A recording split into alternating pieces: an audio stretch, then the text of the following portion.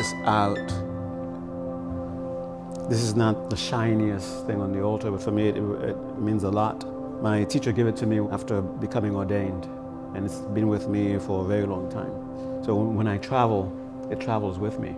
I'm always afraid that it will be confiscated on the border as some sort of weapon or something.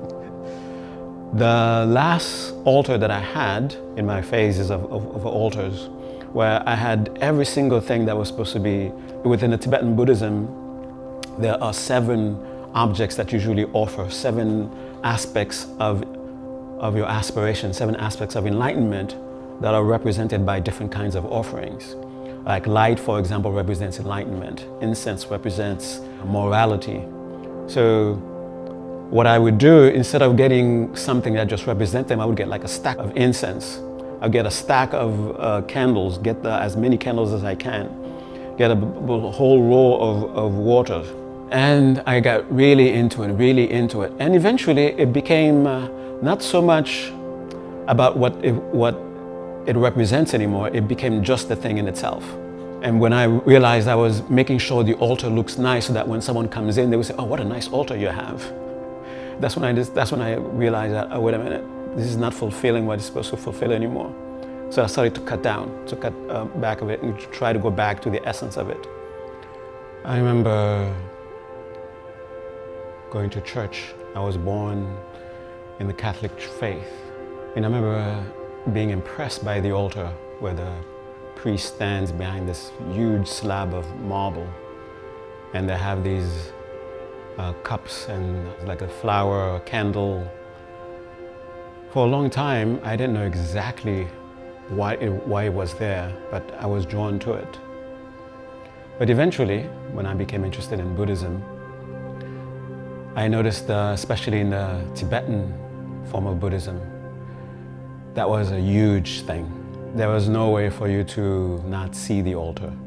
It was elaborate. It has all these bowls of water around it, flowers, incense, and all kinds of different kinds of offerings on top of it.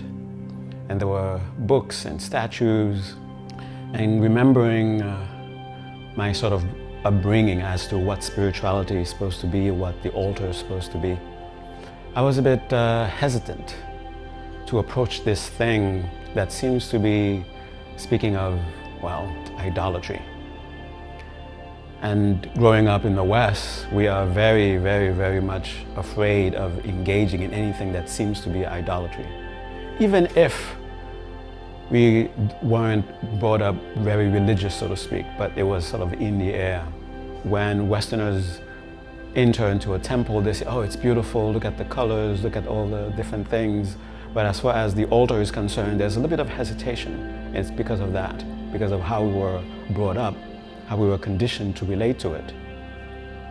And the big slab of marble that I remember back when I used to go to church, it reminded me of passages in the Bible where there were a big slab of rock or something where sacrifice was done, like sacrifice a goat or whatever it was that they were supposed to be sacrificed, burnt offerings.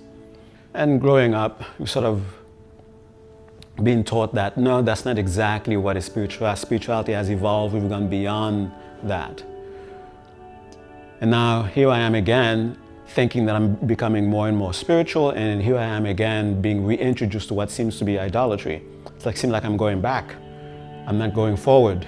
So there's a hesitation to approach this. But eventually, you come to know what it means. It is the center. It is not so much what's on it, but what it represents for you. The altar is, for you, sacred space. And it can be arranged in however ways that actually draws from you a sense of the divine, a sense of reverence for divinity, a reverence for what is sacred. This is my teacher. An image of my teacher represents all the qualities that I'm aspiring to.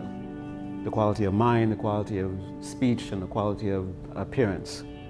Not appearance in the sense of exactly the way he looks, like he's Tibetan, doesn't mean that you want to look Tibetan, but rather appearing in the world, appearing in such a way that people can actually relate with you. And if you have some issue with that, whether it's social, whether it's cultural, where you're very afraid of having images, and you don't need to have an image on your altar. It could be just a blank table even. But the thing is, when you go towards the altar, it reminds you of something very sacred.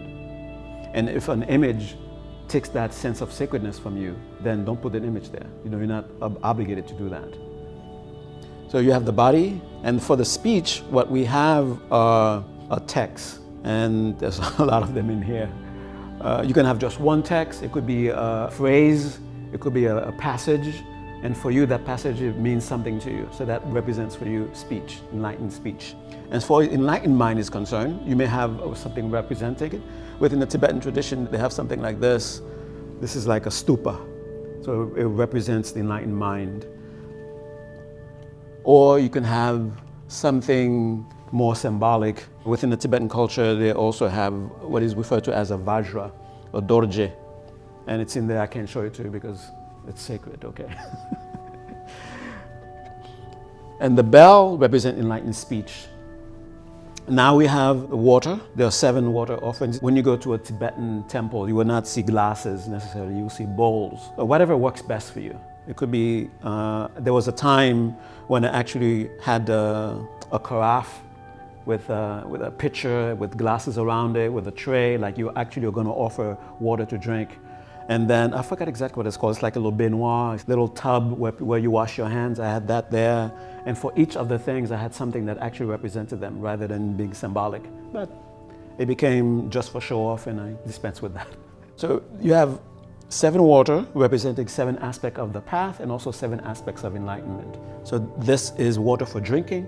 And it's usually, the way it is set up is, think of royalty way back in ancient India. Imagine that someone very important to you is coming to your home and you're about to receive this person. And this is what each of these things are supposed to be. And they become symbolic also. So when the person arrives, you give the person something to drink because they traveled far and now they're thirsty. And because of ancient India, their feet are thirsty, so you offer them water to wash their feet. After you offer them to wash their feet, then this would become the flower. Just like in Hawaii, they put a garland of flower around you. So, and also in India, they put a garland of flower around you. In Tibet, because of the scarcity of flowers, the garland of flower became a katak.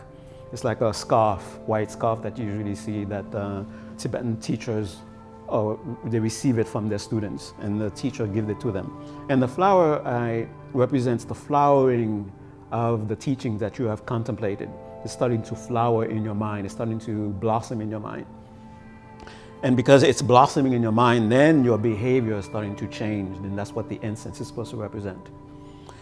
So you have incense, and you have, well, it's not incense here, it's just water, but in my mind, when I'm filling this with water, I'm thinking about incense. I'm thinking about my behavior. My behavior should reflect the understanding that I have, how I relate with others.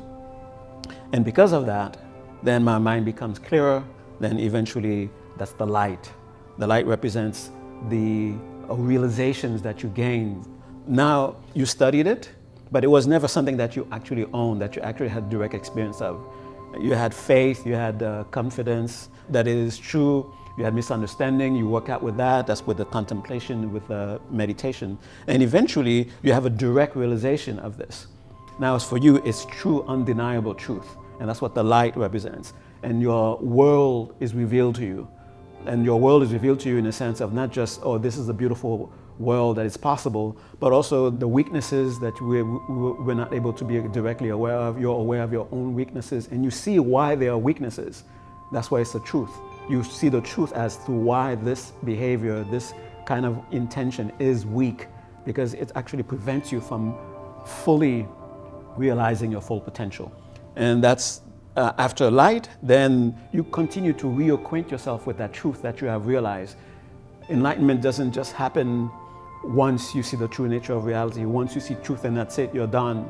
You have to go back, revisit this truth, because we have a history of being acquainted, being familiar, making ourselves familiar with untruth, making ourselves familiar with misunderstandings. This creates a habit, and this habit has to be dealt with, and the only way to undermine the energy of this habit is to continually make yourself directly experience truth again. See truth, you see truth, you see truth, until it begins to infuse every part of you. You can even say it infuse every cell in your body.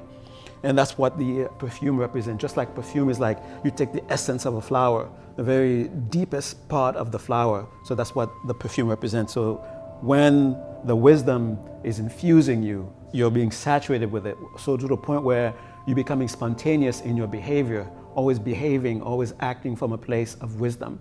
And after the perfume, and this is supposed to represent food. Food is now you are enlightened. You see the fruit of all the effort that you put in the path, the difficulties that you endured, the difficulties that you overcame, the hard, difficult behaviors that were difficult to take on, you essentially took them on, and now you're seeing the fruit of it. Now you have a bounty, and now you're enlightened. And there's supposed to be an eighth. Since the eighth is music, so there's no need to have a physical representation of it, because music is not a physical thing, it's a sound. So there's no need to have an eighth. But some people do put an eighth there. They put like a conch shell, they put a bell there. And there was a point where I would put a CD there, my favorite music, and I put a CD of it, but there are no CDs anymore. I guess you put like an MP3 or something. So setting up an altar, however you set it up, as simple as you can make it, or as elaborate as you would like to make it. For you, it represents a commitment of responding to the call from within, a call that tells you you are more than what you appear to be. There is a potential within you that you have a sense of. You don't see it fully yet, but you have this intuition about it. And the altar is to remind you of that. It is a way for you to constantly have to remind yourself, I am responding to something much bigger than what I see right now. And eventually, this will be replaced by the altar that's in your heart. But that's where the real altar is. The real altar is in your heart. And those qualities that these physical things are representing, they are qualities that you are revealing and realizing within your own heart. And when this altar is no longer needed, that means the altar within is perfected. Now you have all these qualities within you. Now you can go into the world and be of service. Be of service in a way where you actually are effective. Not just you see a little problem there and you are confused, or you want to help, but it's not effective. But this way you have wisdom with you. You have compassion fully realized within you. Now you are in the world. Now you are a moving, living altar.